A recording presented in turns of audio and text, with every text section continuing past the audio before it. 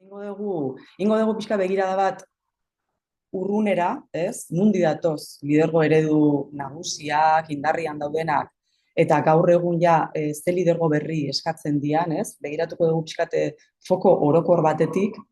Begiratuko diogu alde hortatik ere bai, instituzioetan lidergoak ze ezaugarri dituen, eta begirada feminista batetik ze ekarpen egon daiteken, eta baita ere, egingo diogu begirada bat, botere mailan mugitzen dan horri, bai pertsonalki eta bai antolakundearen edo instituzioaren lekuan eta bai sozialki, mapa horiek zerekin daukaten zerikusia norberak ere eduki dezazuen, igual bilatu ahal izateko, mapa horren kontzientzia eta hortik nola eduki dezaket egunerokotasunean nire jarduera, nire ardura politikoa eramateko errestasunak eta pista gehiago ere bai, ezta? Ondo ikusten da aurkezpena, ezta? Iazue hola jakiteko, bale. Hau da, a ber. Txone jarrikoet. Bale. Beidatzea juntzait. Lehenengo galdera ingo izuetena da, zer datorkizuen burura, eta hau proposatzea izuetena da igual audiotikan konpartitzea edo idatziz neba ezu etxatetik, Zer etortze zaizue burura, lidergo hitza entzuten dezuenian. Zer da lideratzea? Seguruna daukazue esperientzia asko, baina guazen arakatzea imaginariotan ze aldagai topatzen ditugun, bai? Zer gauza etortze zaizkizue, a ber?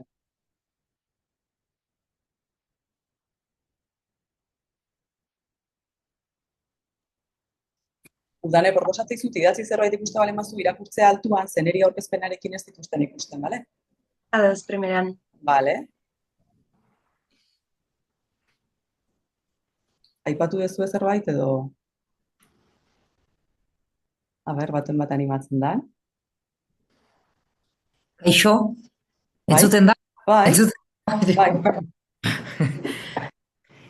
Ezakite, agian koordinazioa edo hemen jatean jarri dute referente izatea. Referente izatea, koordinazioa, bale. Osea, hor dago referentzia bat jendearekiko edo eremu desberdinekiko eta erreferentzia publikotasunarekin lotuta, ezta? Bale. Zer gehiago etortze zaizue? Bale. Aurrera segituko deu, aztertuko du pixka bat nundi datozen dauden imaginarioak eta egia da hiztegiak, ez? Formalki, esaten da lidergoaz.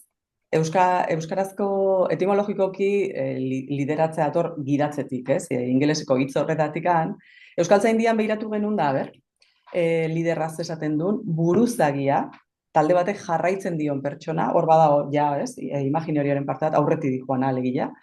Eta baita ere, talde bati agintzen dion pertsona, agintearekin lotuta, ez? Hoi, hiztegiak emate iguna. Gaztelerazkoan, la Real Academia de la Lengua Española habla, cuando preguntamos sobre el líder, habla de persona que dirige o conduce un partido político o grupo social o otra colectividad. Conducir y dirigir. Beida, ze ezaugarrirekin lotzen dan, y también como habla de liderazgo como situación de superioridad en que se haya una institución u organización o un producto o un sector económico, ez? Orduan, alegia gainetik handagon zerbaiten bueltan edo.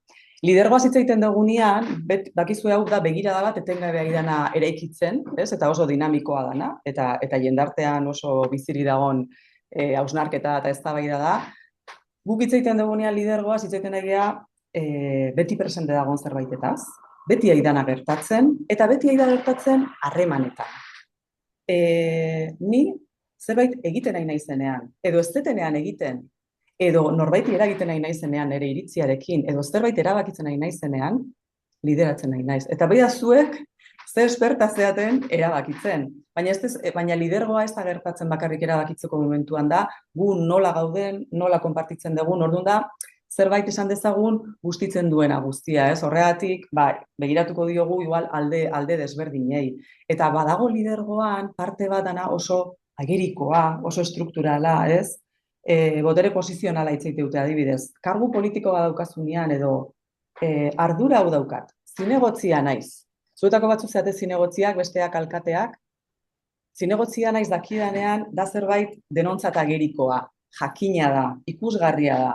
Baina dago lidergoaren beste parte oso handi bat, ez dana hain argia, ez dana sumatzen, eta adibidez dago lidergoaren parte pertsonala, guain biratuko dugu hau, baina hau guztia da lidergoa, eta orduan, bueno, bakigu behar ditugula, saio pila bat, ontaz hitzaiteko, baina gaur, eingo diogu begirada bat, ikusteko ere, ulermen horiek edo sinismen horiek dauzkagunak lidergoan bueltan nundi datozen, eta nola ikusten dugun gure burua lidergo horrekiko, ez? Badago parte bat lidergoan, aipatzen dizuen bezala, eremu desberdinetan ematen da, badago parte bat dela pertsonala. Guk ardura bat eduki edo ez, kargu bat eduki edo ez, gure lanpostuan erantzukizun espezifiko bat eduki edo ez, badukagu lidergo bat. Gure harremantzeko moduan, komunikatzeko moduan, gure presentzian bertan. Ja, gela batetik sartzen garenean, gure lidergoa usaitzen da.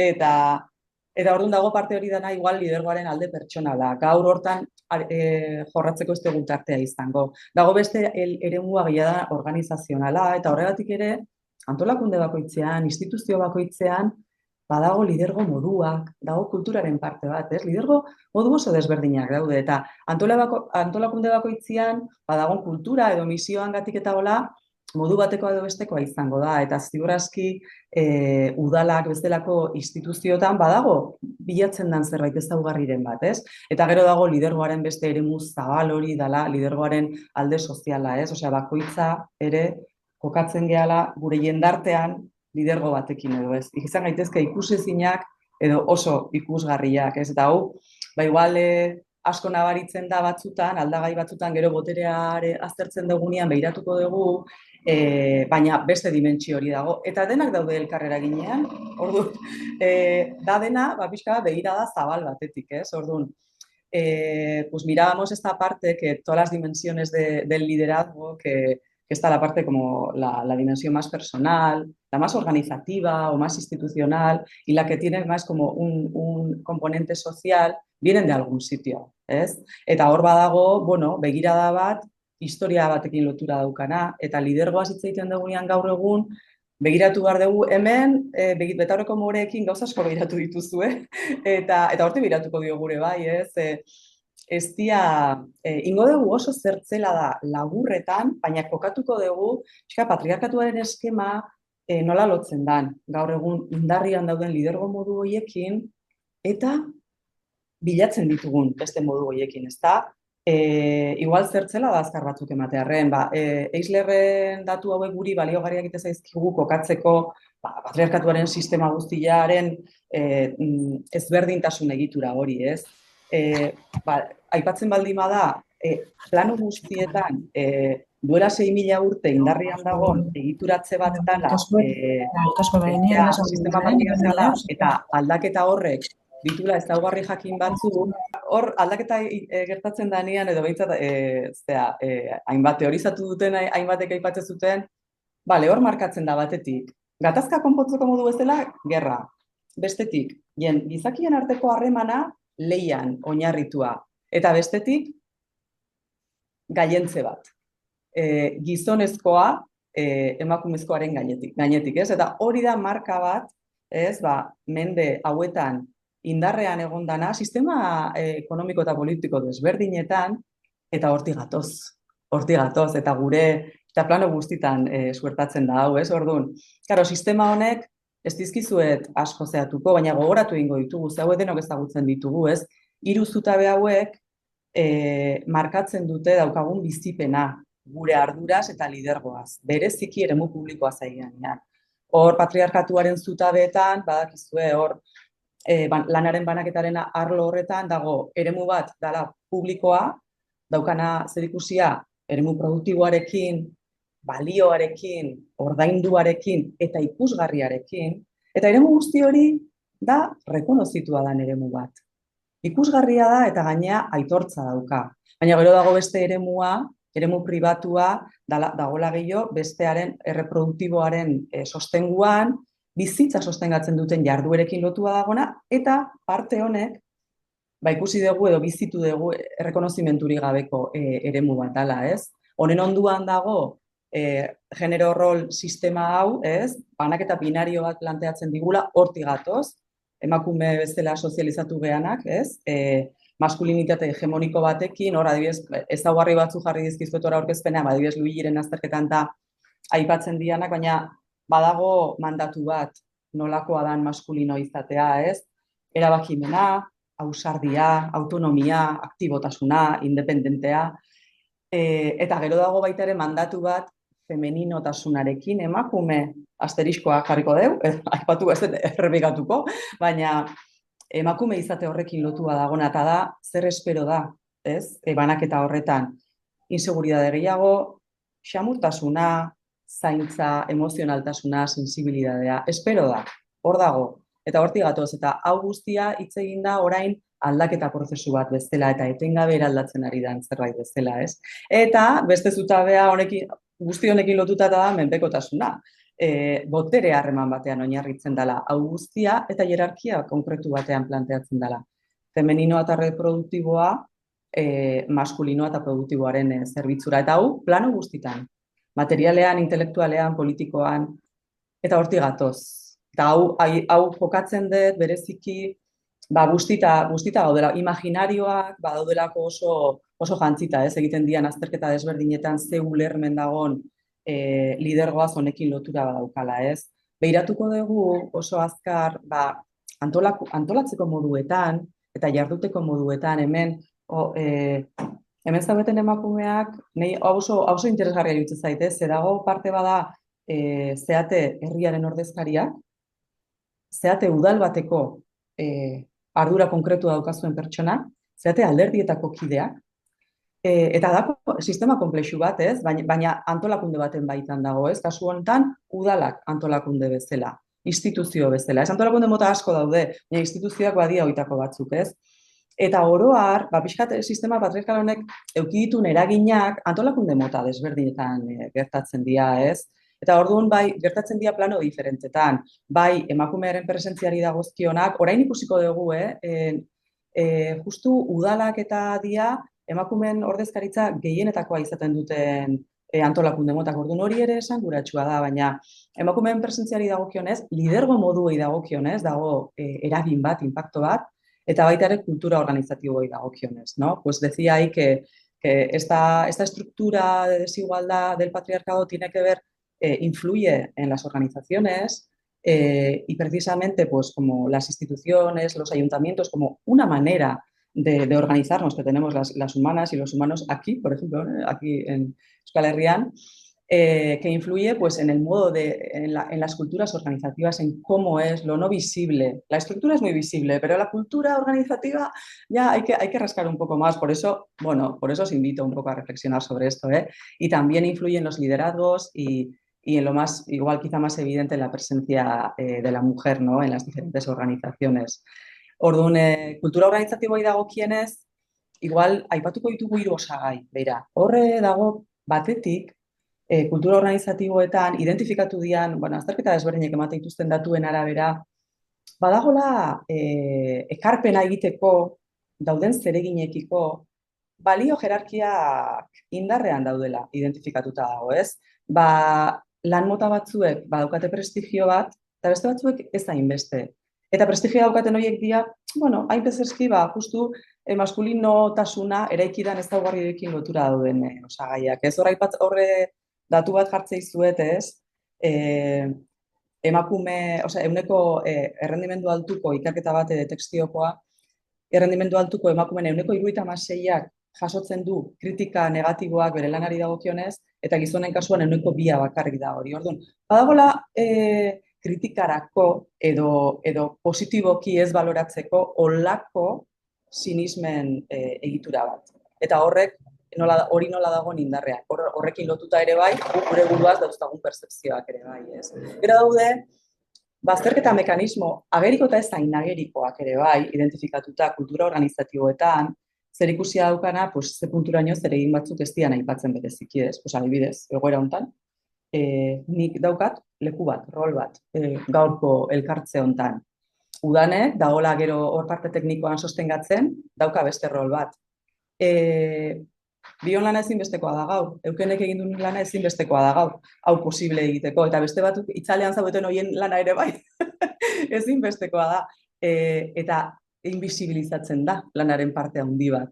Zema bilera, etzian posible izango, norbaitek ez baldin bazituen jarriko mailak, aukiak, sostengatu, deialdiain, ez eta parte hau, orduan, bueno, eta gure lana hori baldin bada, eta inoiz ez baldin bada aipatua, nola sentitze geha antolakundetan, nola sumatzen dugu gure burua, ez? Hau beida, galdetzeko zuen egunerokotasunari begira behiratzeko zerbait bezala, ez? Gero daude indarrean eragin eremu informal pila bat, gauzema gauza, erabaki dia, ez dakizeinekin topatu dalako pasilloetan, norbaiten laguna dalako, eta horrek ze genero daukan ere, ez? Horre galdetzeko bezala. Gero daude modu batzuk ere baztertua sentiarazten gaituztenak, zer ikusia daukatenak, funtzionatzeko modu ez hain kolektiboetan, ez?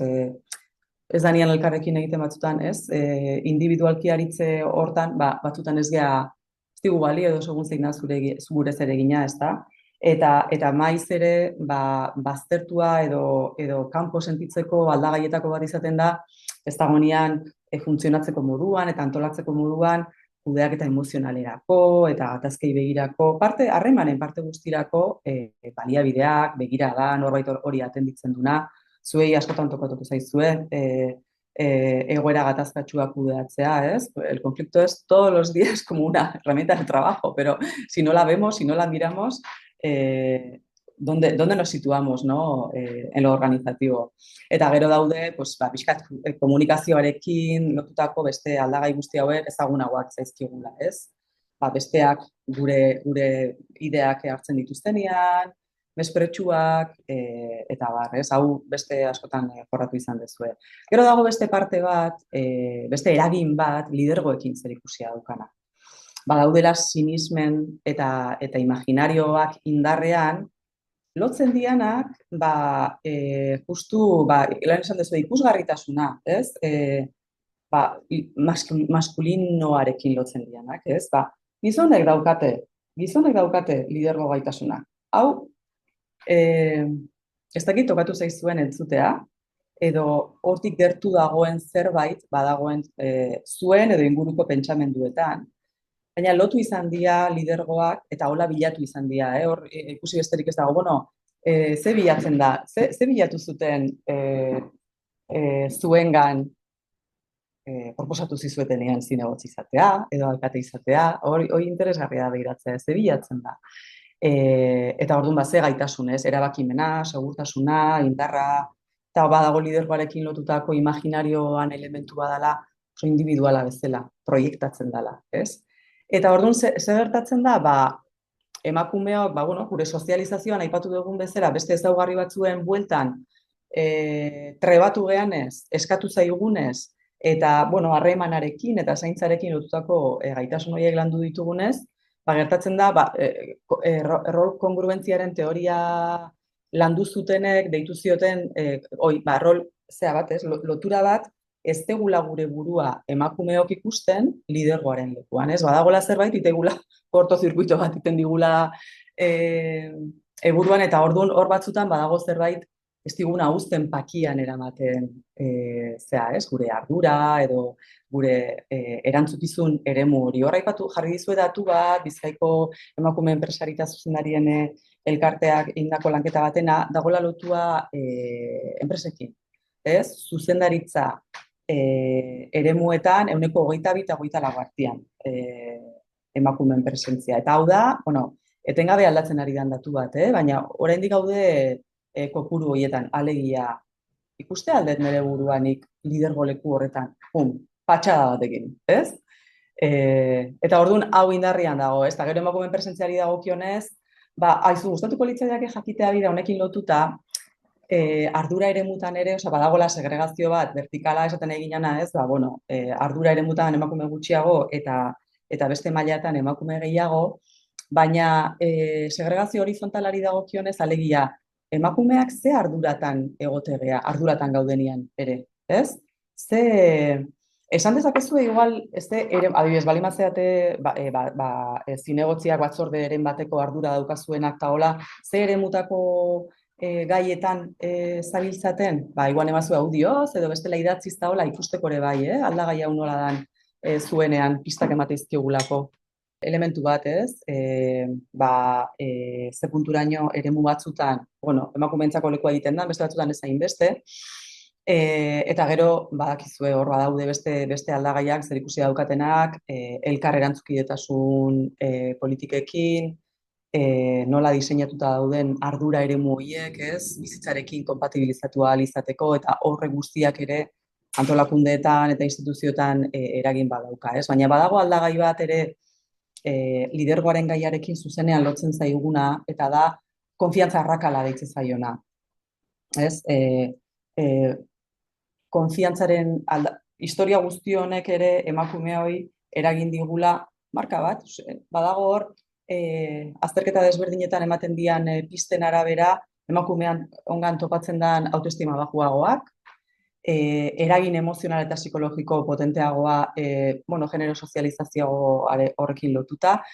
Zorionez, azken denbora hontan, sindrome desberdinak ezagunak egiten ari dira, ahora todas escuchamos sobre el síndrome de la impostora y hay una maestra que yo admiro mucho que decía, pero bueno, eso es automisoginia de toda la vida, que finalmente es esa voz interna que tenemos tan interiorizada que nos dice, tú vales menos, ¿no? Un poco por ahí, y esto afecta de manera directa a la manera que tenemos de llevar a cabo nuestro liderazgo, ¿no?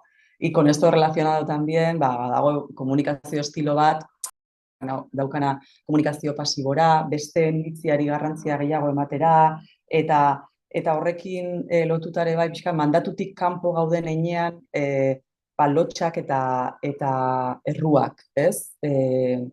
Nolabait genero emozionalidade bezala.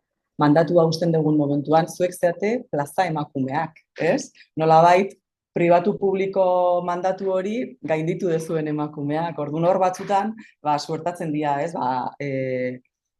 Hori eusten dugunean, edo emakumeak gure lekua aldatzen ari ganean jendartean, goaz hor ere aldaketa batzuk egiten praktikan, eta gero aldaketa horiek eragin egiten digute, ez? Hori lotxa desberdinak, eta batzutan erruak ere bai, ez? Ostras, nire lekuan nago, ez?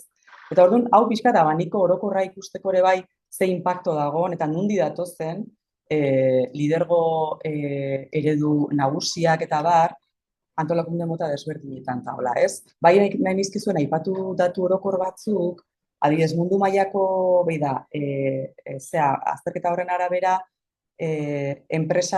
mundu mailako enpresen 5% dira CEO-ak, alegia, banaka, enpresaren buru punta hortan, ikustezue hor tartea oso handia dela.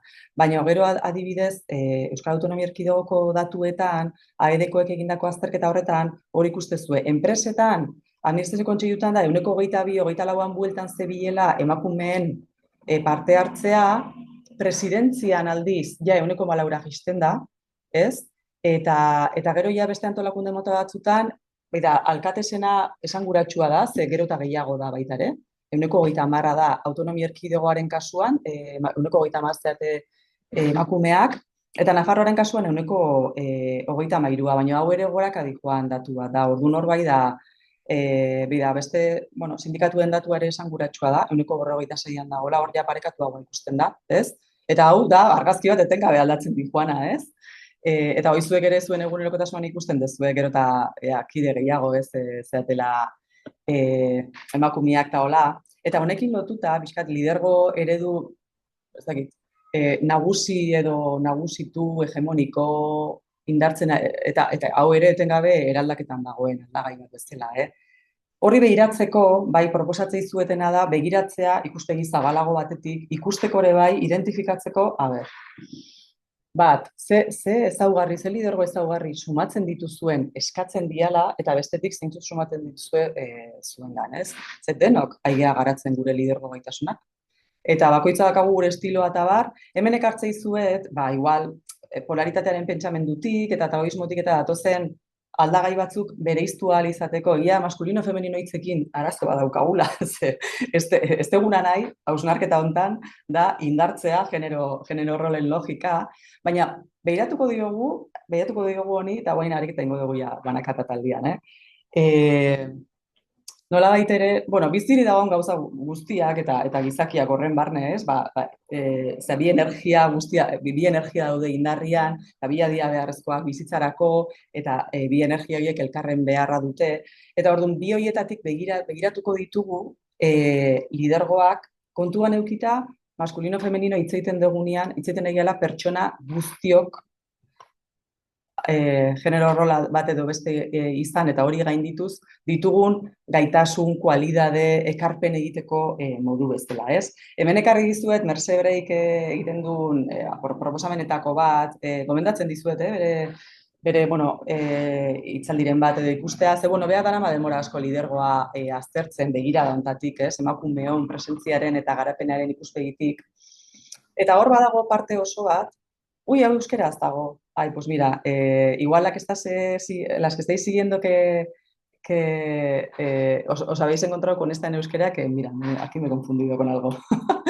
Entonces, igual esto lo digo en castellano para que no nos perdamos. Entonces, hay toda una parte en nuestra manera de aportar en todas las capacidades que tenemos las personas, que tiene que ver un poco más con el hacer, con la razón, con la dirección, con el eje, con la estructura, con la planificación, ¿no? Y también un poco igual con la valentía, con la capacidad de decidir y de llevar para adelante, ¿no? Y todas tenemos estas capacidades. Y hay luego otra parte, otra manera de aportar, de hacer, que tenemos presente, que tiene también más que ver con el ser, con el sentir, un poco con la energía, con lo intuitivo, con hacer lugar al otro, con una manera de comunicar más de la escucha, con más flexibilidad y también con más apertura, ¿no? Y todas estas cualidades son importantes y necesarias, no solo para desarrollarnos como personas, sino también para desarrollar nuestro liderazgo, ¿no? Y badaudela impacto jakin badaukaten gaitasun batzuk, agian ez daudela inprestigiatuak, hain ikusiak, Maria hitzateatzea, hor ez hori Maria deitzei egunean ja, dauka prestigio gutxiago, baina ze inpaktu daukate alde horiek, eremu horiek eta gaitasun horiek, ez?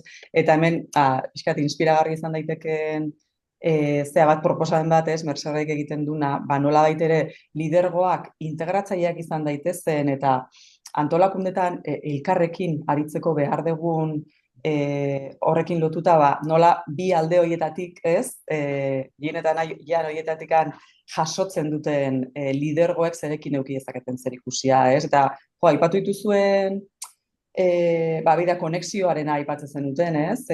Patxik esaten nula, ez? Konektatzen ditugu alde desberdinak, osea, konexiorako gaitasun hori, inklusiorako gaitasun hori, ez? Hor daukagu besteak zer egin, zer moldatu, zer egokitu, besteari lekua egiteko horretan daukagu garatzeko ibilbide posible bat, ahalduntzeko gaitasuna, ez? Ahalduntzea nolabait bestearen onena ekartzeko gaitasun bezala, ez? Guk onbidapena egiten diogunean besteari, aizuta, zuk, ez, igual, Ana esate zenun, nahi etziaten galdetu nizte gaitasunan azkan, ez?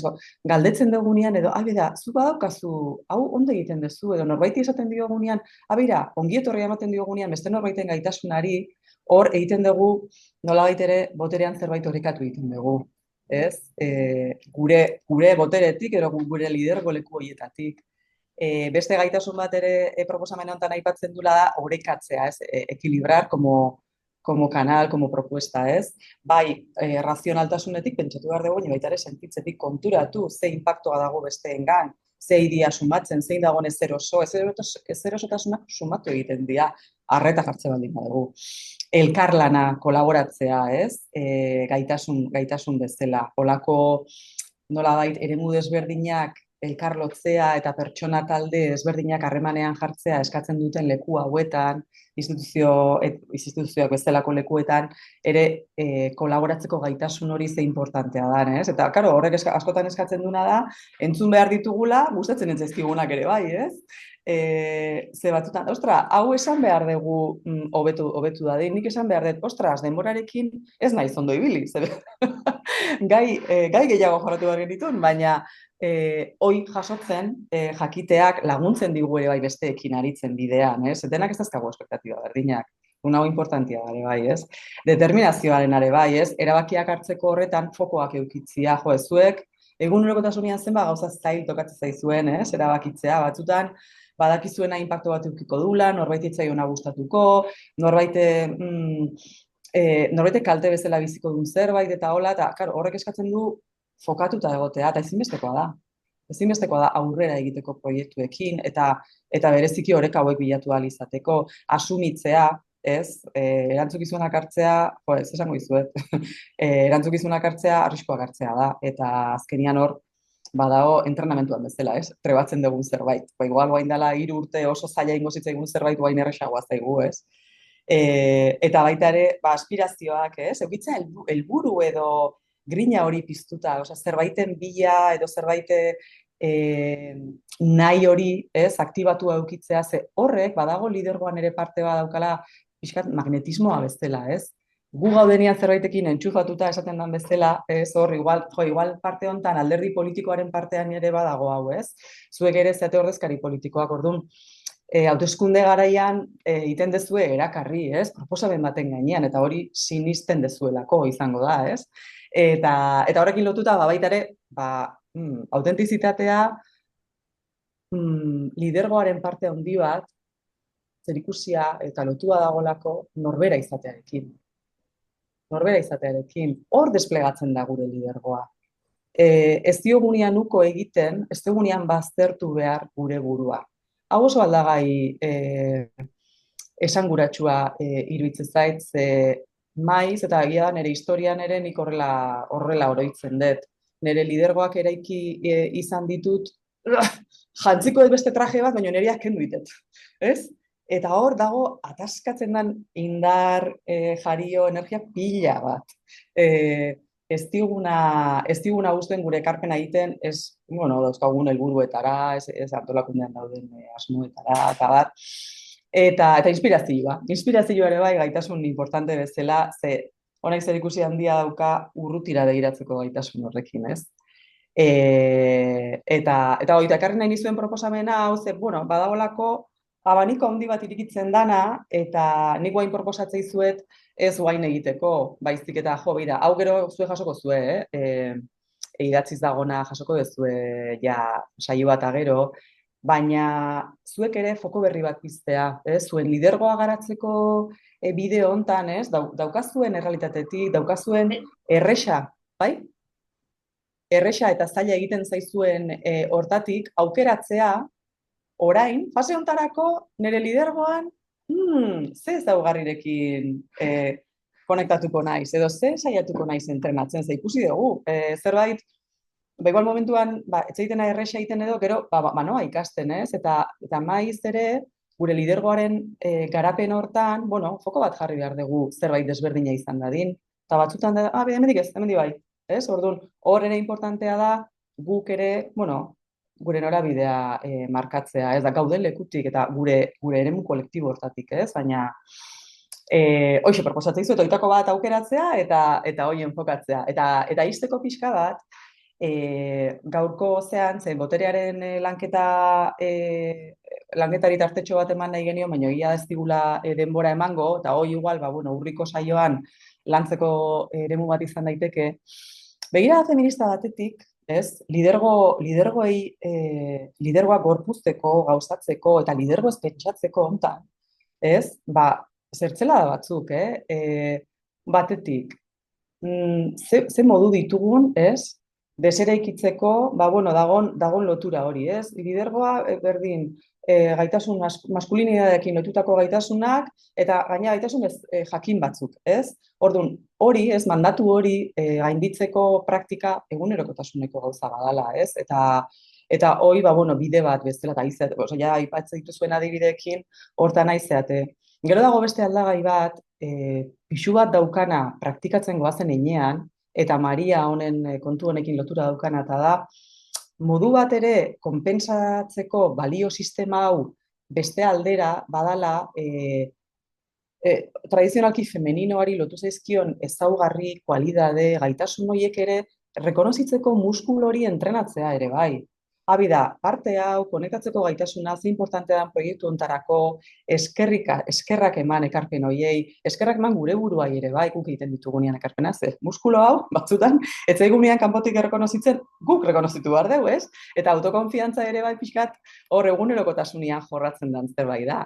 Baina, bueno, praktika hori nolabait ere balioa emateko, bueno, prestigio sozialetan balioa hainbeste ez daukaten hoiei, ez? Hori pixkanaka egiten da.